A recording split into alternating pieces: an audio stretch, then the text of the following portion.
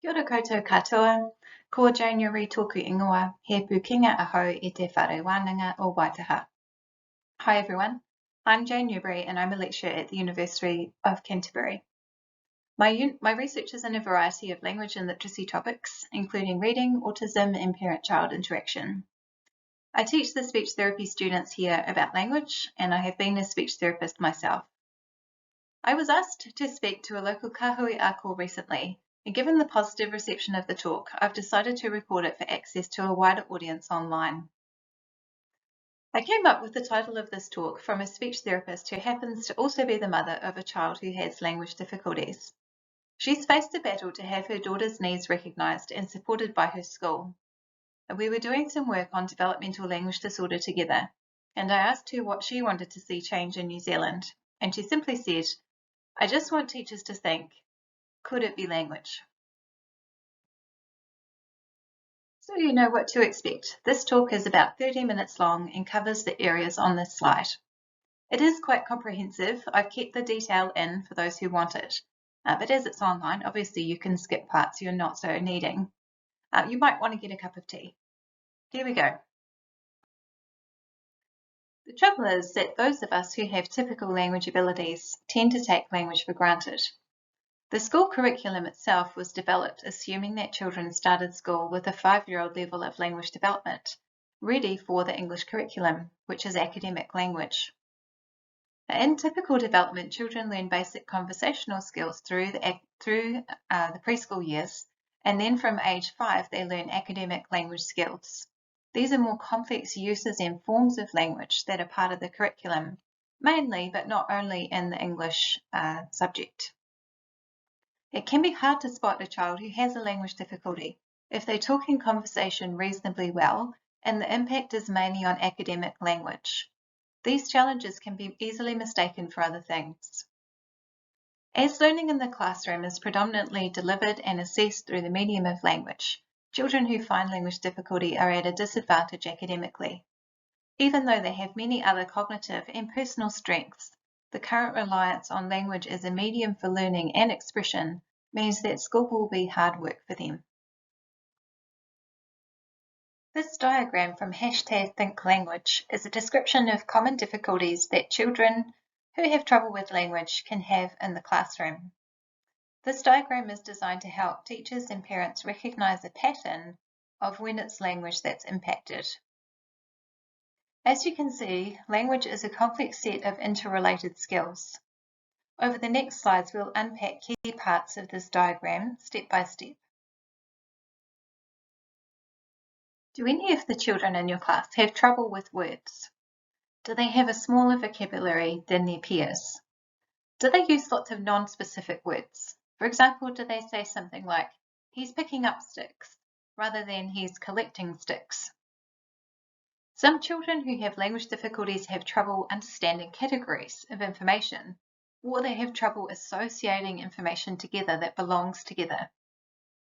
They may have trouble learning new words or recalling words that they did actually learn. And then there's difficulty with abstraction. Some concepts in language are very abstract, such as time, and this can be a real difficulty for children with language problems. When you see a pattern of difficulties in this area, it is a language difficulty. Do some of the children in your class have trouble with sentences? Do you notice that their spoken or written sentences are simpler than their age-matched peers? Or do they rely on the same sentence structure over and over again instead of being able to provide variety? Do they have difficulty with morphemes and grammar in spoken or written language? This might look like difficulties ordering words, or missing parts of words. If so, it's probably a language difficulty. Do any of the children in your class have trouble with sounds? Not so much articulating speech sounds, as that's organised by the motor speech part of the brain rather than the language part of the brain, but instead their phonological system. A phonological system organises, processes, and uses sounds and words for speech, reading, and for spelling. If children are mixing up sounds, if they're having difficulty relating sounds to letters for literacy, And if they're having difficulty working with or manipulating sounds, for example, phonemic awareness tasks, segmenting, blending, spoonerisms, etc., they are having trouble with their linguistic system, specifically with the phonological system. Note that dyslexia is a specific difficulty with the phonological system that impacts on difficulty with reading. About 50% of children with an official diagnosis of dyslexia will also have difficulty with the structure of language, namely with words and sentences. Some children in your class have trouble with the social use of language. They may have difficulty communicating appropriately in different situations. That can't be just accounted for by cultural differences or a lack of experience. They may have difficulty holding conversations, maintaining interactions with others. They might miss social cues and they might appear immature for the age socially. Social cognition, theory of mind, is part of the linguistic system. If they're having difficulties in this area, it's an aspect of language. Do any of the children in your class have trouble with learning and memory? Now, not all learning and memory challenges are associated with language difficulties, but by definition, if you have difficulty with language, you must have difficulty with at least some aspects of verbal memory. Children with language difficulties will often have these difficulties also. Difficulties remembering sounds and words, difficulties processing directions using working memory, trouble learning a pattern, having difficulty organizing themselves, and having trouble inhibiting distractions can also be associated with language learning difficulties. Finally, there's discourse. Do children in your class have difficulty with spoken or written language that's in a paragraph or a big amount of text? They may have lots of starts, restarts, and revisions when they're speaking. They might have difficulty just expressing themselves, expressing more complex ideas in stories or speeches, difficulties explaining what happened. They might have trouble with inference or reading between the lines. They may have an overly literal interpretation of figurative language relative to others their age. You might simply see a blank look or tuning out. You might see limited written output, limited progress in reading. You might see children who can decode words really well, but when you ask them about what they've read, they can't answer. They haven't understood what they've read. And this can even influence and affect maths. Word problems can be difficult for children who have language difficulties at the discourse level. The way it's written on this slide, it all seems pretty obvious that it could be language. However, from a teacher's perspective in the classroom, often it's not so easy to figure out why Johnny has, for example, limited written output. He might have looked like he's messing around all writing lesson and simply got nothing on paper. You might have asked Johnny to go and get his book bag from the cloakroom after he's been to the toilet and he's only remembered his book bag. The question teachers need to ask is, why is he doing that? Could that behaviour, which could be inattention, could be lack of motivation, he could be coming down with a cold, he could be feeling a little bit naughty today, or it could be language.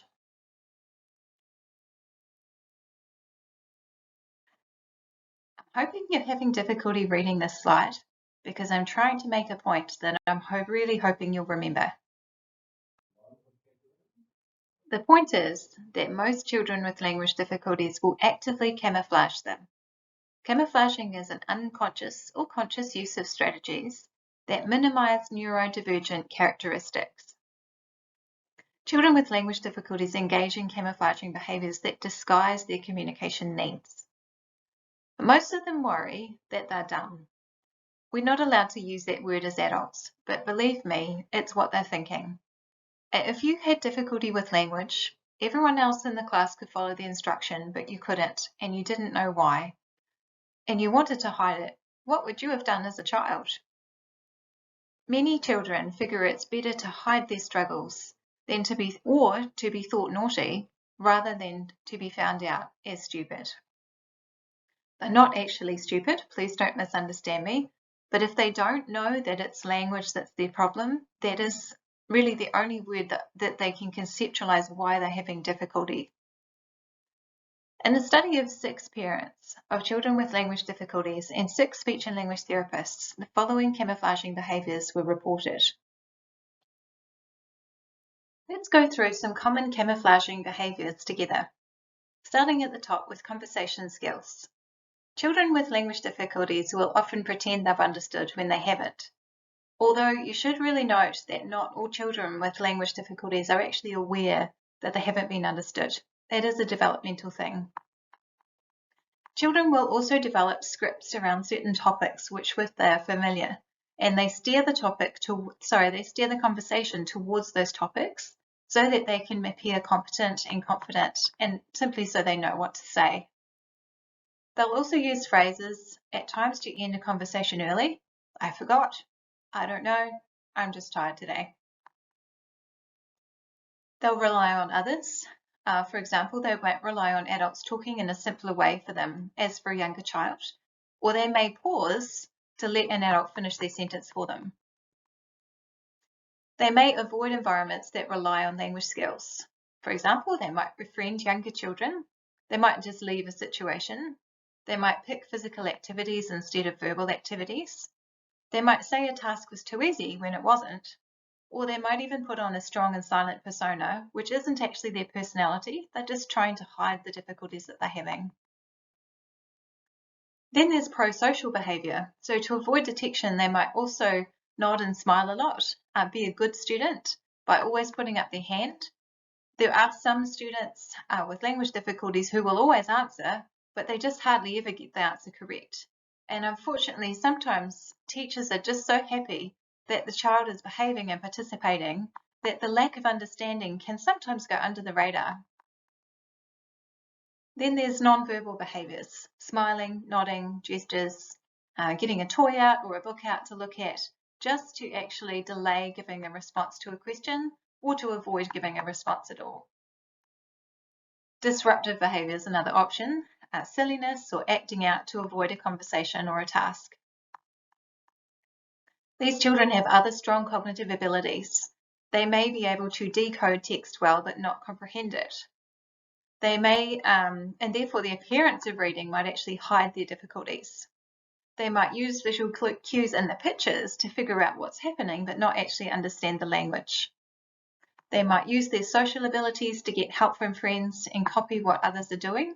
For example, they might figure out a teacher's instruction by just going along with what all the other children are doing. At times, this can get children into trouble if they're copying work or copying too much. So the children are motivated to minimize the appearance of their language difficulties. You may think a lot of these strategies are actually really positive ones that could help them manage in the classroom and help them participate and learn alongside their peers. However, the parents and teachers in this study viewed these behaviours as largely negative because the child was masking their difficulties, camouflaging their problems, and not being comfortable with letting people see the difficulty they were having. Parents in particular commented on exhaustion, mental health, and self-esteem. Also, this camouflaging can prevent identification, as if these children manage to go under the radar, then they're not going to receive the support that they need. There is a term for persistent difficulties with learning languages from childhood, where there's no clear cause and therefore mainly a genetic factor, and it's developmental language disorder.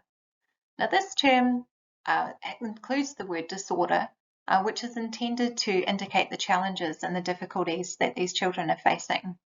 However, there are many people who are uncomfortable with the framing of children's language learning as disordered, and that particularly includes traditional Te Ao Māori perspectives.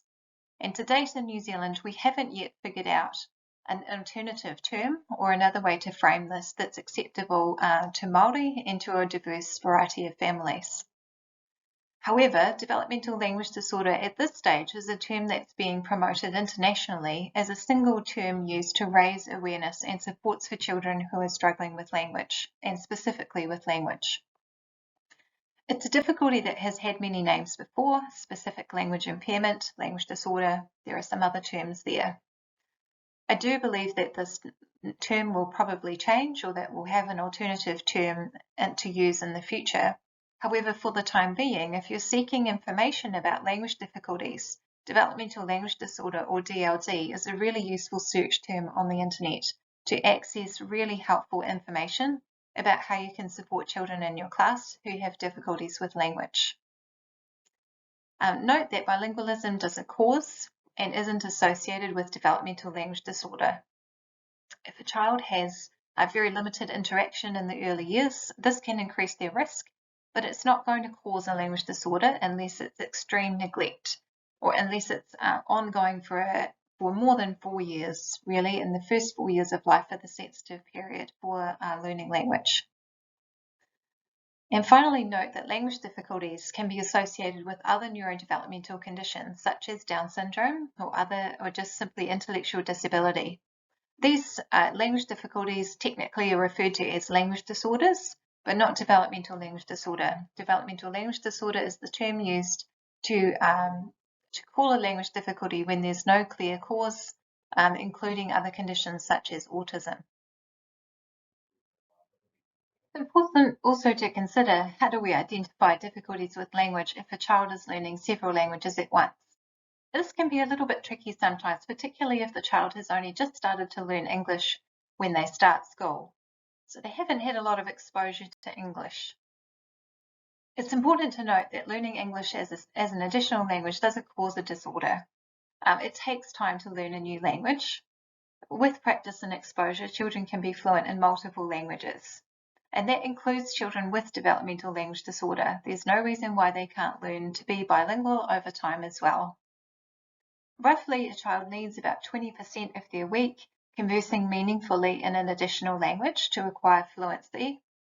Roughly, it'll take about 2 years for them to attain conversational fluency. Note that can be a lot shorter for some children who are really motivated, who have a lot of exposure to their second language, and particularly when their first and second languages are quite similar, it makes it easier. In terms of academic fluency in English, it takes roughly 4 to 8 years to attain this. So if you have a child who just started learning English when they were 5 and starting school, please do note that even 4 years later, they can still be working at their academic fluency of the English language up to 8 years later. So it takes a long time for that bilingual child to achieve at the same level academically in English as a monolingual English-speaking child, but they'll get there. They'll get there. Just keep going. It takes specialists to assess between transient and ongoing language difficulties, and a speech language therapist who's trained in this area will be able to do so if you're uncertain. And then the final point to note is that if a child has a language disorder or developmental language disorder, that difficulty learning language will be present in all the languages the child speaks, not just the most recent language that they've started to learn. So that's a key identifying feature. So how many children can we expect to see in an average classroom with language difficulties? Well, firstly, we have the children with those idiopathic or primary language difficulties. That's developmental language disorder. UK estimates are about 7% of children have DLD. That's about 2 in every classroom. On top of that, there are children who have language difficulties associated with other neurodevelopmental conditions. For example, autism, Down syndrome or other syndromes, intellectual disability or global developmental delay. In children who are deaf or hard of hearing, if they haven't had access to language from birth or sufficiently, they can also have difficulty with language. Note that that is preventable if they have access to a signed language from birth. So let's pause now for you to think about some children in your classroom. Think about the pattern of difficulties that we've talked about. Who comes to mind who might have a language difficulty? Statistically speaking, it's highly likely you have between 1 and 3 children in your class who have ongoing language needs. And that's not including the ones who are learning language sequentially from when they start school, or those from low socioeconomic backgrounds who've just had limited experiences and need more exposure to language to really build their vocabulary and their confidence with speaking.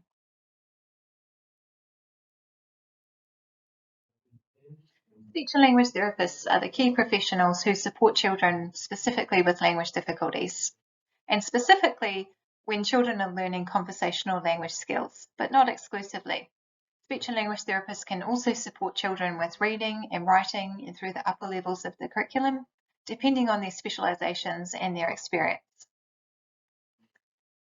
Speech and language therapists can help you identify children in your class who have language needs.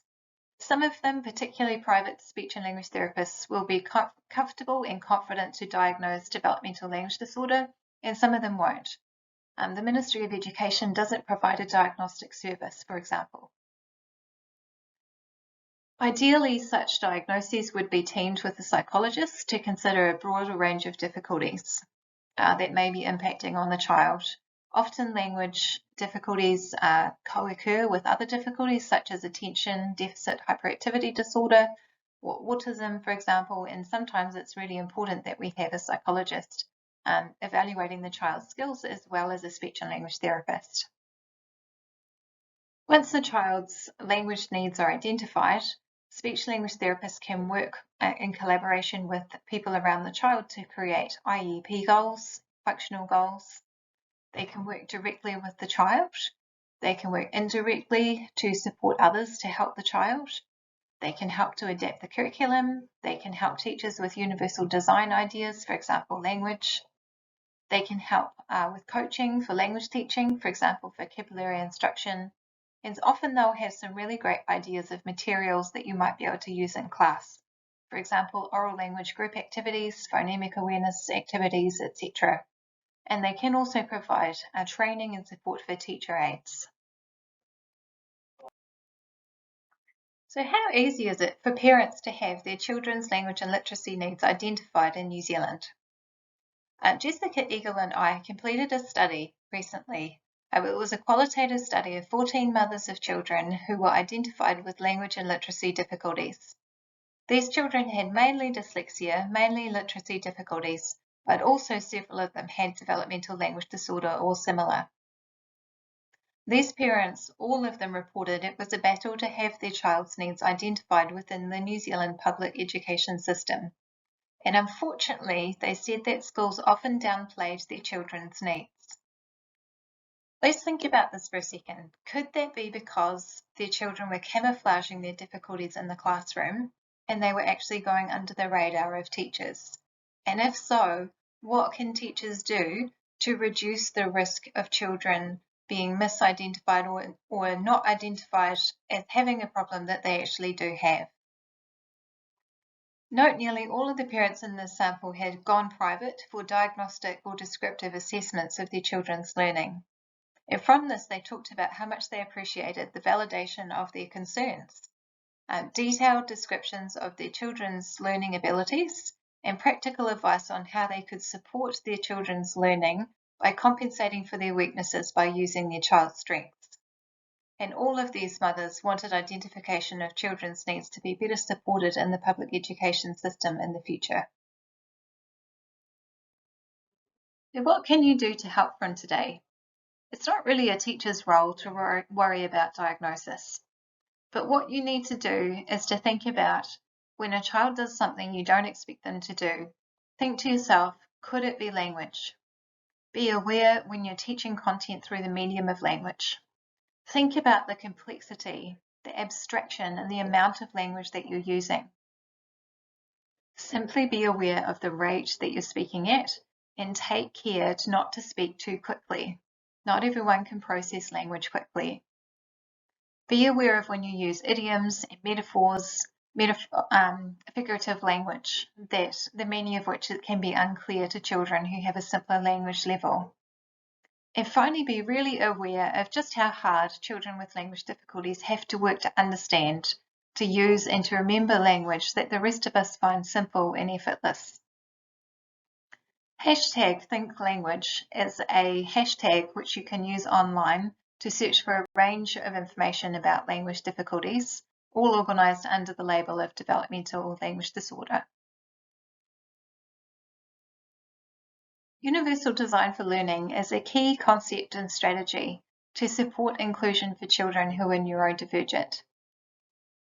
If a child struggles with learning through language, we need to think about how we can facilitate their inclusion and their success in the classroom and help them not get quite so exhausted by the end of the day. UDL is a key concept that can be used to support children with language difficulties to access the curriculum, particularly through providing multiple means of representation and expression. I know that many teachers are extremely familiar with this already, so I'll keep this brief. But you can provide access to learning through visual and physical means, for example, hands-on learning, dance, art, music, making movies, showing videos, etc., instead of always relying on reading and writing and talking and listening as a means of learning and showing what has been learned. And I think a key part of this is distinguishing between when the main point of the lesson is actually the English curriculum, for example, reading. Children with language disorders still need to learn to read. And when the main point is acquiring skills or knowledge, such as in science, in which case it may be appropriate to provide an alternative way for the child to access information or present information. There's plenty of information on the TKI website online on UDL for you to search through. As I mentioned before, there's an increasing amount of really helpful resources online under the label Developmental Language Disorder. You'll be able to search through websites designed for raising awareness about developmental language disorder and find information specifically for teachers on those websites. There are some really handy links there. One I want to highlight for you is the bottom one, which is a teacher talking about how she teaches children with DLD. I think it will be really helpful for you to hear from a teacher's perspective the things that she's learned about DLD and what she's changed in her practice to better support children with language difficulties. Finally, there are 2 virtual handouts which you can download from these links. The first one is on developmental language disorder in primary schools. This one is a New Zealand resource and it's from the Education Hub. The second one is from an International Association of Communication Sciences and Disorders, or IALP as it's known. There is a sheet on this link for parents and teachers about multilingualism. So if questions about multilingualism is part of what you're seeking answers for, I highly recommend that summary sheet there for you today. This slide here is an excerpt from the handout What Teachers Can Do for Children with Developmental Language Disorder from the Education Hub handout. There's too much to cover here, but not too much for you to read in a single sitting, and it's all really practical, doable stuff written for teachers by teachers.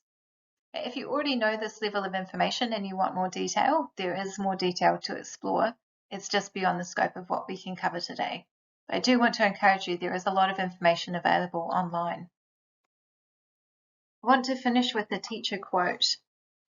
Becoming aware of DLD has changed my approach to my students. It has greatly reduced my frustrations over misunderstood behaviours.